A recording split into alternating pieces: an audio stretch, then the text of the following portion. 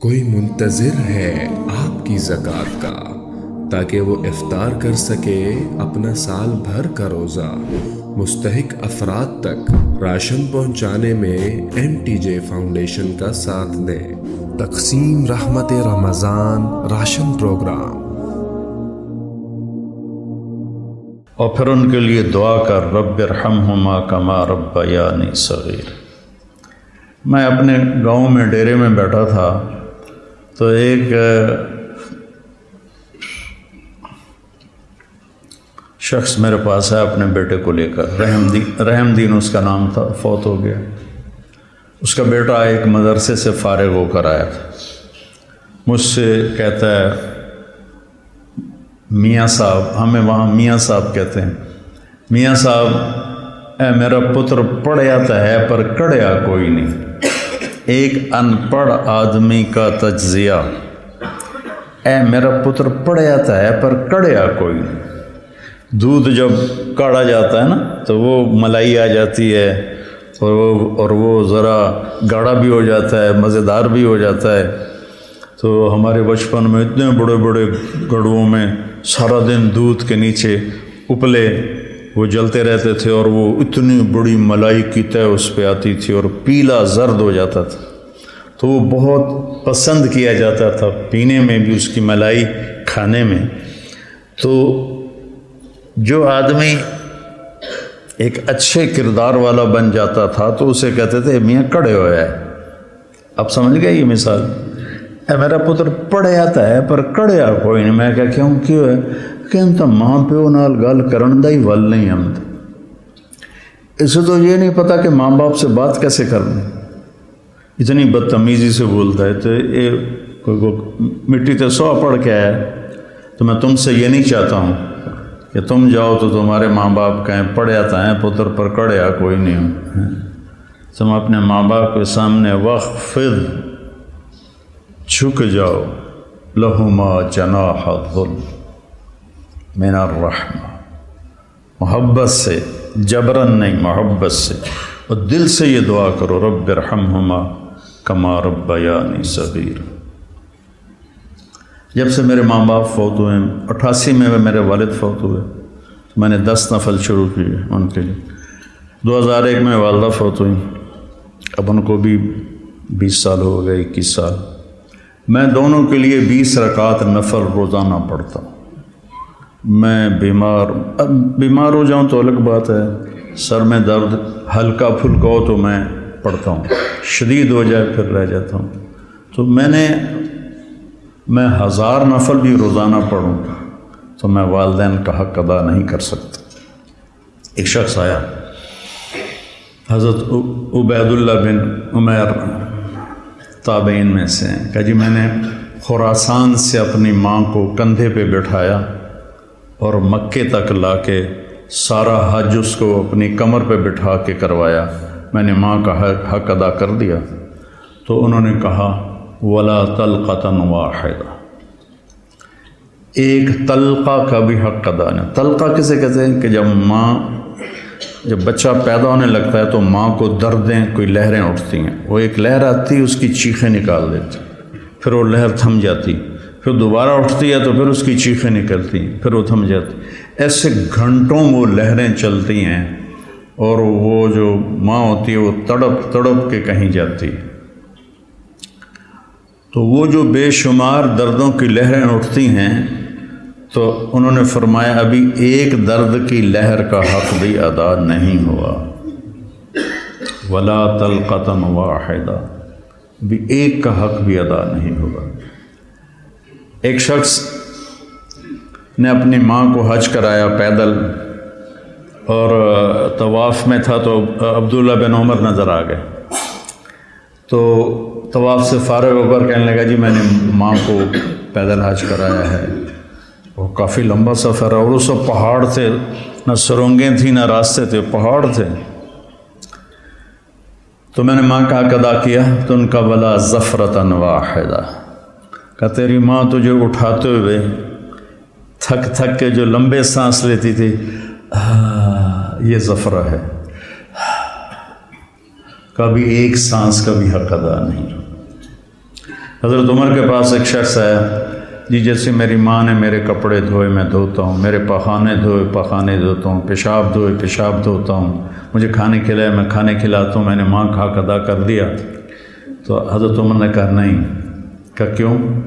کہا وہ جب تجھے پالتی تھی نا، تیرے پیشاب پخانے دھوتی تھی، تیری زندگی کے لیے دعا کرتی تھی، اور تو جب اس کے لیے یہ مشقت اٹھاتا ہے تو کہتا ہے یا اللہ جلدی بولا، اللہ تھک گیا، تو نے ماں کا حق ادا نہیں کیا۔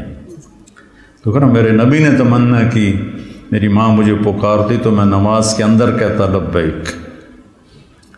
تو بچوں، آپ ابھی بچے آپ کے ماشاءاللہ والدین زندہ ہوں گے انشاءاللہ، اللہ خیر کرے، کسی کا فوت بھی ہو جاتا ہے تو اللہ کی تقدیر ہے۔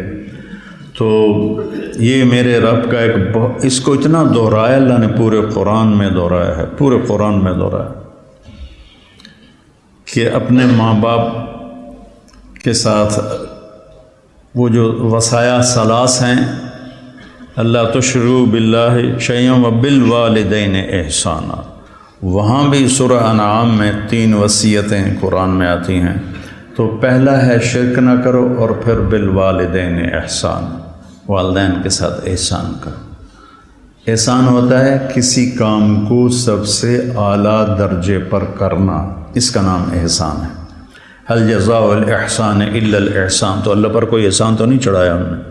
هل جزاء الاحسان کہ تم نے میری اطاعت کو بہت اعلیٰ درجے پہ پورا کیا، تو اب میری طرف سے تمہارے اوپر بھی بہت اعلیٰ درجے کا صلہ آئے گا، اور وہ جنت ہے۔ ابن القیم نے روایت نقل کی کہ ایک آدمی ایسے بیٹھا ہوگا تو ایک منظر، صرف ایک منظر کو دیکھنے میں اسے سالہ سال گزر جائیں گے۔ 70 سال کا مطلب ہوتا ہے بہت زیادہ، وَإِن تَسْتَغْفِرْ لَهُمْ 70 مرة، پتہ نہیں کتنے سال وہ ایسے بیٹھا اس میں گم مزہ لیتا رہے گا، مزہ لیتا رہے گا، مزہ لیتا رہے گا۔ یہ تو تھوڑی دیر کے بعد ہماری طبیعت بھر جاتی ہے، بس یار بس۔ پہلی دفعہ میں گیا کینیڈا تو میں نے خود کہا نیاگرا فال جانا ہے، دنیا کی سب سے بڑی جو آبشار ہے وہ نیاگرا ہے، عجب اللہ کی قدرت ہے، دیکھ کے حیرانی ہوتی۔ تو ہم شوق سے گئے۔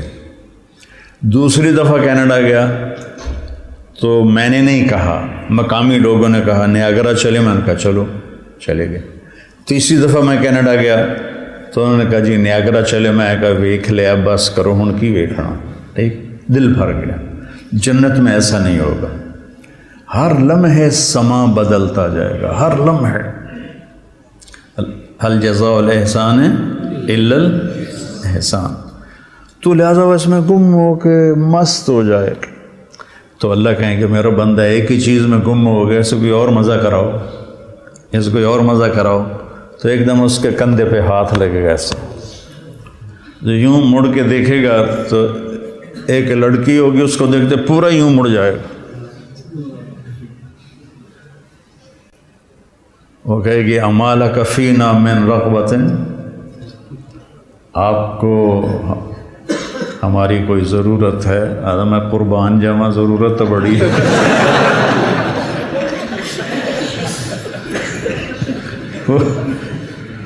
وہ کہے گا تو ہے کون، تو میری جنت میں سے نہیں ہے۔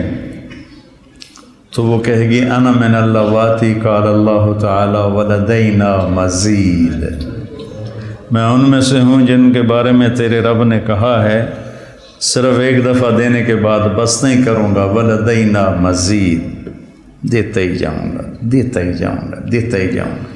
هل جزاء الاحسان الا الاحسان، تو وبالوالدین احسان کہا ہے، خدمت نہیں کہا، اچھا سلوک نہیں کہا، سب سے اعلیٰ درجے کا جو سلوک تم کر سکتے ہو کرو۔ میرے والد تبلیغ کے مجھے گھر سے نکالا تو قائل کیسے ہوئے؟ جب میں رائمنڈ سے آتا تو ان کو جسمانی خدمت کرتا تھا، حالانکہ نوکر ہوتے تھے، دبانے والے، تیل لگانے والے، سارے کام کرنے والے، لیکن جب وہ رات کو لیٹتے تو میں نوکروں کو بھگا دیتا اور میں اکیلا ان کو دباتا تھا، پر ان کے سر میں تیل لگاتا تھا۔ اس خدمت نے ان کے دل کو رام کر دیا، کیونکہ پہلے میں ذرا گستاخ تھا، بدتمیز تھا. تو گھر میں جو دعوت ہے وہ اخلاق سے چلتی ہے. وہ یہ نہیں کہ آپ بیوی کو بٹھا کے دعوت دینا شروع کر دو گے، بیگم دنیا فانی ہے.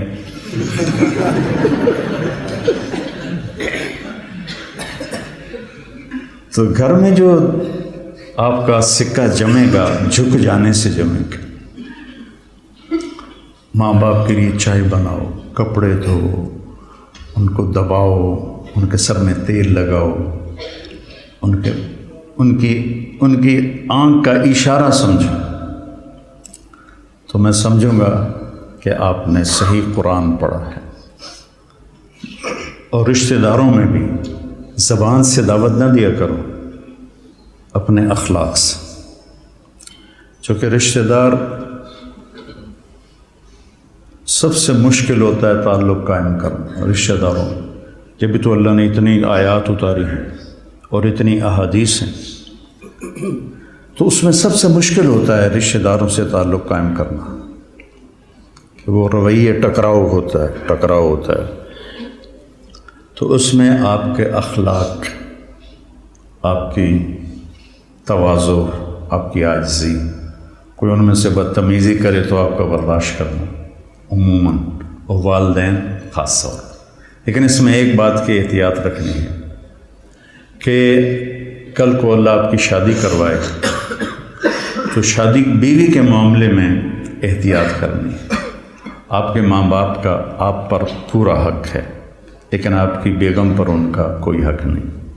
میں بچیوں سے بھی کہتا ہوں کہ تم اپنے ماں باپ کو چھوڑ کے آ گئی ہو، اب اپنے خامد کے ماں باپ کو اپنے ماں باپ بنا دو. اور خامد کے ماں باپ سے کہتا ہوں کہ تم نے اپنی بیٹیوں کی شادیاں کر کے روانہ کر دیا اور تمہاری حویلی خالی ہو گئی بیٹیوں سے، تو تم ایسا کرو کہ یہ جو بہو آئی ہے اس کو اپنی بیٹی بنا لو. جب اس کو بہو کی نظر سے دیکھتی ہو تو پھر تمہارے اندر حسد پیدا ہوتا ہے، غصہ پیدا ہوتا ہے. اسے بیٹی کی نظر سے دیکھو، یہاں تمہاری جگہ، اس بہو کی جگہ تمہاری بیٹی بیٹھی ہوتی تو تمہاری نظروں میں کیا پیار ہوتا. جب بیٹی کو تم نے روانہ کر دیا ہے، اب پیچھے یہ تمہاری بہو آ گئی ہے، تو اس کو وہی نظر دو جو اپنی بیٹی کو دیتی تھی، تو گھروں میں خوشیاں. تو ماں باپ کا تمہاری بیوی پر کوئی حق نہیں ہے. لیکن میں نصیحت کرتا ہوں بچیوں کو کہ خامد کے ماں باپ کو عزت دو، ان کی خوشی سے خدمت کرو. اگرچہ تمہارے ذمے نہیں، لیکن کرنا تمہارے لیے اجر و ثواب کا باعث ہے. اور بچی کے ماں باپ سے کہتا ہوں، دیکھو پوری ہدایہ جیسی کتاب میں بھی ساس کا کوئی حق نہیں لکھا ہو. ساس سسر کا کوئی حق لکھا، باب الخواخ ہے کوئی؟ کیوں جی مولوی زبیر صاحب، باب الخواخ کوئی نہیں ہے. خامد اور بیوی کے حقوق، اولاد کے حقوق. تو میری ذمہ اپنی ماں باپ کی خدمت ہے. میری بیوی خوشی سے تیار ہو جائے تو اس کا احسان ہے، اس کی نیکی ہے. زبردستی کر کے میں کروں ورنہ میں تجھے نکال دوں گا تو یہ ظلم ہے. ماں باپ کے کہنے پہ طلاق نہیں دینی. طلاق دے دو، بڑی نافرمان ہے. اپنی بیٹی کے لیے کہتے ہیں وہیں رہو، وس کے رہو ساڑھے کو نامی، اور بہو کو کہتے ہیں طلاق دے دو اسے، کسی کی بیٹی ہے. تو اس میں اعتدال کا راستہ اختیار کرنا یہ آپ لوگوں کے ذمے ہے.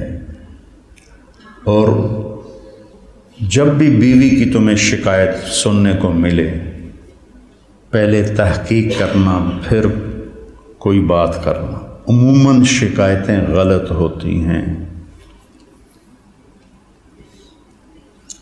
ایک ہماری رشتے میں پڑنانی تھی، رشتے میں مجھے ابھی پتہ ہی نہیں کہ وہ میری کیا لگتی تھی. تو وہ آئی میری نانی کے گھر، تو اندر پردے نال اس کی بہو پیچھے آ رہی تھی. میری نانی نے لیا، تو میرے کو پوچھنا ہے اے تھوڑا رنگ پیلا کیوں ہو گیا ہے. یہ انہوں سمجھا رہی ہے کہ تو میرے کو پوچھنا تھوڑا رنگ پیلا کیوں ہو گیا. اچھا وہ میری نانی کا ان سے کوئی بانجی بھتیجی کا رشتہ تھا، تو انہوں نے کہا جی ٹھیک ہے جی نانی جی۔ وہ پیچھو بہو آ گئی، سلام دعا کے بعد وہ کہنے لگی خالہ جی تھوڑا رنگ بڑا پھکا پی گیا، ہاں نہ دودھ پلائندی ہے، نہ چاہ پلائندی ہے، نہ انڈے کھوائندی ہے، نہ روٹی دا پوچھدی ہے، نہ پانی دا پوچھدی ہے۔ اگو وہ بھی تھی یہ کودے نو تو وہ کودے تیرا، سی کا بھائی بگھیرا، یہ کودے نو تو وہ کودے تیرا۔ اگو اس نے بھی لے لیا ہاتھوں ہاتھ، ہر شے کھا جانی ہے تو حالی پہ آنی ہے، میں تین کچھ نہیں پوچھنی ہے۔ تو بیٹا یہ ایک زندگی ہے جو میں کوشش کرتا ہوں کہ آپ وہ زندگی سیکھیں۔ کیف عاملہم بھی اسی لیے نصاب میں داخل کی کہ آپ کو پتہ چلے کہ زندگی گزارنی کیسے۔ اللہ نے شروع سے مجھے ایک بڑی فیملی میں پیدا کیا، بچپن سے نوکروں کی بہتات۔ میری شادی ہوئی، ٹھیک ہے، میری بیوی فیصل آباد سے، اور اس وقت دیہات کچی سڑکیں 83 میں، بجلی بھی اس وقت کوئی نہیں تھی۔ وہ بیچاری گھبرائی ہوئی، ایک ہماری جانگلی زبان اسے سمجھ میں نہ آئے، وہ یہاں فیصل آباد کی، وہ گھبرائی ہو، میں اس کو حوصلہ تسلی کے لیے بڑی ہمت افزائی کرتا، تو پوری ایک کچہری لگی، پھوپھیاں ماسیاں کٹھیاں۔ اچھا، میری ماں کو میرے والد چولہے پہ نہیں بیٹھنے دیتے تھے، زیادہ سے زیادہ یہ تھا کہ وہ جب سالن پک کے آتا تھا تو وہ تقسیم کر دیتی تھی، ورنہ وہ بھی نوکرانی کرتی تھی۔ تو میرے والد یعنی میری ماں کا بڑا احترام کرتے تھے۔ وہ کہتے تھے نوکر کہڑے کس واسطے جے تم ہی چولہے تے جاتے بہ جانا، تم چولہے تے نہیں بہنا۔ تو اب یہ میں اپنی آنکھوں سے دیکھ کے پروان چڑھاؤں۔ 30 برس کی عمر میں میری شادی ہوئی، 30 سال میں نے اپنی ماں کو دیکھا کہ وہ چولہے تے نہیں ہوندی۔ میری ماں کو روٹی بنانی نہیں آتی تھی، کدی شوق نال بنے دی ادھی دے جاندی کبھی بنائی جو نہیں۔ اب مقدمہ ہو رہا ہے، ماں تیری چولہے تے سڑدی پئی ہوندی ہے تے بیوی تیری ٹھک کے منجے تے بیٹھی ہوندی۔ یہ میرے گھر میں ہو رہا ہے۔ ماں تیری چولہے تے سڑدی پئی ہوندی ہے تے بیگم تیری ٹھک تے منجی تے بیٹھی ہوندی ہے۔ میں ہس پیا، میں کہ میری ماں کداں چولہے تے سڑی ہے، میں بھی تھائیں جمیا تھائیں وڈو آیا، میں دسو تو صحیح میری ماں کداں چولہے تے سڑی ہے۔ یہ ہماری معاشرت ہے، تو اس سے آپ لوگوں نے پرہیز کرنا ہے، عدل کرنا ہے۔ الگ رہنے کا انتظام کر سکو اسبابوں تو بہت اچھا ہے، اکٹھے رہنے کا ہے تو پھر بیوی کو پناہ دو، اس کو اپنے ماں باپ کی شدت سے بچاؤ۔ بیوی میں بدتمیزی ہے تو ماں باپ کو بچاؤ۔ بعض لڑکیاں ایسی بدتمیز ہوتی ہیں، ایسی زبان دراز ہوتی ہیں کہ نہ کسی کی عزت کو دیکھتی ہیں، نہ کسی کے مقام کو دیکھتی ہیں، اور بہت ہی لمبی زون۔ ایک دفعہ ساتھ 2 واقعے میرے ساتھ پیش آئے۔ ایک عورت، ایک دوست نے کہا کہ ایک خاتون آپ سے ملنا چاہتی ہیں، اس کے خامند کھرب پتی ہیں، کھرب پتی، کہ ملا دو۔ وہ آ گئیں، 50 سال پلس ان کی عمر تھی، تو بیٹھتے ہی رونے لگیں۔ ایسا ہوتا ہے ابھی پہلے کوئی دکھڑا سنائے پھر وہ بیٹھتی ہی رونے لگی کہ لوگ سمجھتے ہیں میں بڑی خوش قسمت ہوں، بڑے مالدار کی بیگم ہوں، لیکن میں اس دولت کو کیا کروں، میرے خامند کا سلوک ہی اچھا نہیں میرے ساتھ، تو میں اس دولت کو کیا کروں۔ ٹھیک، اس سے کوئی چند ہفتے بعد میں کراچی جا رہا تھا، جہاز میں ایک نوجوان بڑا خوبصورت میرے پاس آ گیا، کہنے لگا مولانا صاحب اللہ نے مجھے سب کچھ دیا ہے، رزق دیا ہے، گھر دیا ہے، دولت دی ہے، لیکن میں اپنی بیوی سے اتنا تنگ ہوں، اس کی 30 فٹ لمبی زبان ہے۔ میں کہا 29.5 فٹ کٹ دے، باقی 6 انچ منہ چڑھا۔ اس کی 30 فٹ لمبی زبان ہے. تو ایک بیوی کی بدتمیزی سے پریشان ہے، ایک خامند کی بدتمیزی سے پریشان ہے. اس لیے بعض اوقات جب بے جوڑ شادیاں ہو جاتی ہیں تو ماں باپ کہتے ہیں نبھاؤ. طلاق کس لیے ہے؟ طلاق اس لیے ہے کہ اگر خامد بدتمیز ہے تو ان کی عادت نہیں بدلے گی. بچی کو فارغ قرار. بچی بدتمیز ہے تو اپنے بچے کو ذلیل نہ کرو، فارغ قرار دو. اللہ نے طلاق اس لیے رکھی. تو میرے عزیزو، یہ زندگی کے اسباق ہیں جو اتنے ہی ضروری ہیں جتنے ہم باقی اسباق کو پڑھتے ہیں. کوئی منتظر ہے آپ کی زکوٰۃ کا تاکہ وہ افطار کر سکے اپنا سال بھر کا روزہ. مستحق افراد تک راشن پہنچانے میں NTJ فاؤنڈیشن کا ساتھ دیں. تقسیم رحمت رمضان راشن پروگرام